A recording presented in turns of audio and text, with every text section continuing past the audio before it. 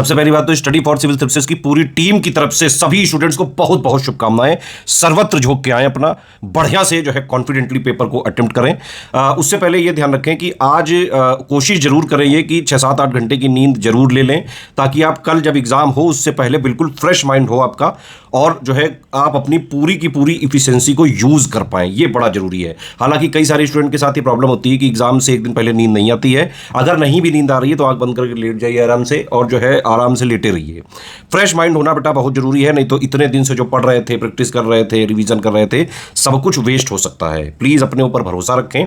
RO एक बिल्कुल normal सा एवरेज एग्जाम है, इसको इतना तूल देने की जरूरत नहीं। हालांकि नंबर ऑफ जो है कितने 11 लाख लोगों ने फॉर्म भरा था जरूर, लेकिन आप ये जरूर माने कि सीरियस स्टूडेंट इनमें से करीबन बहुत ज्यादा भी हुए तो 1 लाख से ज्यादा तो नहीं है। ठीक है, मेन फाइट सिर्फ इतने लोगों की है, बाकी सब वो वनडे वगैरह के टीचर जो मीठा मीठा बोल के लोगों को मोटिवेट कर देते हैं कि इतनी थैली है, इतना बड़ा ऑफिस मिलेगा, बढ़िया भोकाल हो जाएगा, रिटायरमेंट में आईएएस वगैरह के आसपास पहुंच जाओगे। वो वाला क्राउड है, वो मेहनत नहीं करना चाहता है, सिर्फ शॉर्टकट वगैरह के थ्रू 2-4 पन्ने के नोट्स पढ़ने पर डिपेंडेंट रहने वाला है। तो आप घबराइए मत। अगर आपने स्टडी फॉर सिविल सर्विसेज से मटेरियल हमारा पढ़ा है, पेड क्विज लगाई, टेस्ट सीरीज लगाई, तो आप बिल्कुल आश्वस्त होकर जाइए।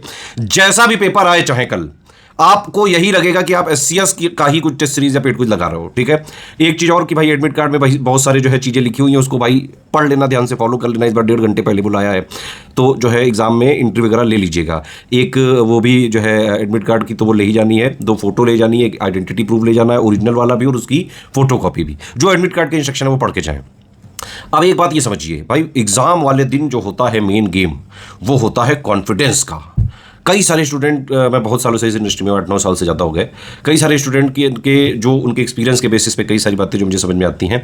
कुछ स्टूडेंट ऐसे हैं कि वो तैयारी तो साल भर कर लेते हैं, लेकिन एग्जाम से एक दिन पहले बीमार हो जाते हैं। कुछ ना कुछ उनको सर दर्द होने लगता है, पेट दर्द, कोई ना कोई दर्द निकल आता है।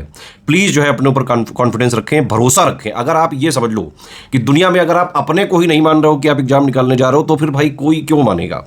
आप बिल्कुल यकीन रखिए कि एवरेज सा एग्जाम है। अगर आपने उसके सिलेबस की जो डिमांड है, लेटेस्ट एंड पैटर्न की डिमांड है, सीएस को स्ट्रिक्टली जो है फॉलो करते हुए हमारे सारी चीजें फॉलो करी हैं, तो आप एग्जाम आराम से निकाल रहे हो। और एक चीज और है भाई, अगर अभी तक जिसने पढ़ा या नहीं पढ़ा है, आप सब बराबर हैं। और एक बात और, इस समय कोई भी अगर कोई सब्जेक्ट वगैरह जो है याद करने की कोशिश करेगा तो भाई वो बिल्कुल ही मूर्खता होगी। ठीक है, ये मत करिएगा कि अभी जबरदस्ती बैठे बैठे ख्याल आया कि यार हिस्ट्री में इस राजा के क्या जो है, उसके बाद कौन आया, उसकी क्या राजधानी थी, इस वॉर में कौन जीता था, वो जो है ज्योग्राफिकल इवेंट कहाँ होती है। ये जबरदस्ती की चीज़ें मत करिए। ये आराम से, मैं इसीलिए जो है मेरा मानना तो यही कि भाई एग्जाम से एक दिन पहले आप बढ़िया से रेस्ट लें, थोड़ा बहुत आप वॉक वगैरह करें, मूवी वगैरह देखें, गाने वाने सुने। एग्जाम से जस्ट पहले कुछ लोग रिवीजन वगैरह करते रहते हैं, वो भी बिल्कुल मूर्खता वाली चीज़ है। अगर आप ये समझिए, देखिए भाई, जो चीज़ें आपने पढ़ी, प्रैक्टिस करी, और वो सब चीज़ें वो है मेमोरी में है, आपकी प्रैक्टिस है, अगर आपने करी है, 10-12 हज़ार क्वेश्चन आपने लगा चुके हैं, तो वो है ऑलरेडी, आप मतलब हैं, वो हैबिट बनी हुई है आपकी। ठीक है, एग्जाम से पहले अपने दिमाग को कहीं और व्यस्त करें, गाने सुने, लाउड म्यूजिक सुने, है ना, मूवी के कुछ सीन देख ले, मोटिवेशनल वगैरह की चीज़ें देख ले। ये सब चीज़ें जो है आप कर सकते हैं अपने को मोटिवेट रखने के लिए। वैसे मैं ये मानता जरूर हूँ कि ये जो बाहर दुनिया का मोटिवेशन होता है, जो आजकल कई सारी मोटिवेशनल गुरु वगैरह होते हैं, सब 2 कौड़ी का मोटिवेशन है। जो इनर मोटिवेशन होता है कि अगर आप अपने ऊपर भरोसा रखते हो, जीवन में जो है सेल्फ रिस्पेक्ट आप अपनी करते हो, इतना स्वाभिमान है आपके अंदर, तो आप अपने अंदर के मोटिवेशन से अपने आप को आगे बढ़ाइए, है ना। और लगातार अगर आपने सारी मेहनत करी है तो काहे के लिए डर रहे हो। और दुनिया में अगर आप देखो, जब से आप पैदा हुए हो तब से आप एग्जाम ही तो दे रहे हो। पहले स्कूल के एग्जाम, फिर बोर्ड के एग्जाम, फिर कॉलेज के एग्जाम, फिर कॉम्पिटिशन के एग्जाम से क्या डरना। कुछ लोग ये भी है कि कह रहे हैं कि सर हम नहीं जाएंगे, मेरा तो सेंटर दूर है। हालांकि ये स्टूडेंट का कंसर्न जेन्युइन है, लेकिन अब एक मेरे हिसाब से तो जाना चाहिए। एक एक्सपीरियंस तो ज़रूर होता है, और प्री में थोड़ा बहुत तो लक का फैक्टर होता ही है। आजमाना जरूर चाहिए, जिसने मेहनत करी हो अभी तक या ना करी हो, सभी लोग जरूर जाएं, है ना। नंबर ऑफ अटेम्प्ट याद रखिएगा, करीबन पहली बात तो पेपर के को देख के उसके लेवल के हिसाब से ही चीज़ें करनी है। गोला साथ में जरूर फिल कर लेना, ये बड़ा इंपॉर्टेंट चीज़ है बेटा, नहीं तो फिर समस्या हो जाएगी, पछताना पड़ सकता है। और एक बात और, जो एटीट्यूड और ये घमंड वगैरह सब जो है एग्जाम हॉल के बाहर, किसी क्वेश्चन में अगर मान लो आपने बहुत मेहनत की भी हो फिर भी वहाँ ना निकले, तो भी आगे बढ़ जाना। 2 राउंड मैंने बताए थे, याद रखना। पहले राउंड में 1 से लेकर 200 क्वेश्चन तक पूरा जाना है, बाद में क्योंकि वो पछतावा ना हो कि यार ये लो, ये इजी वाला मैंने छोड़ दिया, वो लास्ट में थे, और जो है कठिन वाले में फंसा रहा है। जबकि नियम सबके लिए सेम है, नंबर सभी क्वेश्चनों का एक ही है। तो जब सारे क्वेश्चन की बराबर रिस्पेक्ट है तो आप बराबर उनको रिस्पेक्ट दीजिए, है ना। और सेकंड राउंड और फर्स्ट राउंड दोनों मिला के 2-2.5 घंटे तक हो जाने चाहिए। नंबर ऑफ अटेम्प्ट जो आजकल का पैटर्न चल रहा है मेरे हिसाब से 160-170 तक जो है हो सकता है।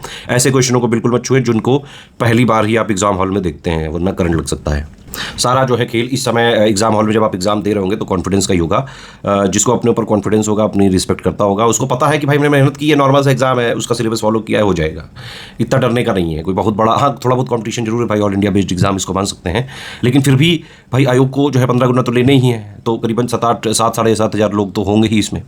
रेस सिर्फ 11 लाख से मत मानो, रेस है मैंने बताया ना ज़्यादा से ज़्यादा 1 लाख, तो 1 लाख में से बस 7,500 में आना है आपको, ये समझो। एक चीज़ और कि एग्जाम में मैंने जो पहला राउंड बताया सिर्फ वही क्वेश्चन करना जो 100% आते हो, ताकि आप जो है मान लो पहला आया तुरंत गोला फिल किया, इस तरह से करते हुए 200 तक जाना।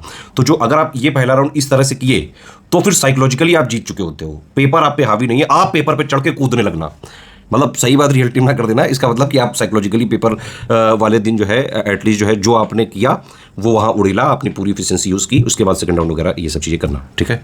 और यही मान के जाइए, अब नॉर्मल सा एग्जाम है, जीवन बहुत बड़ा है। RO PCS IAS सभी बहुत बड़ी दुनिया है, बहुत बड़ी अपॉर्चुनिटीज़ हैं दुनिया में। हाँ, लेकिन आपने जो मेहनत करी है उसको इनकैश करने का दिन आ गया है। मेरे हिसाब से आप लोगों को शुभकामनाएं पूरी SCS टीम की तरफ से। अब जाइए खेलिए जाके अपना खेल। ऑल द बेस्ट, जय हिंद।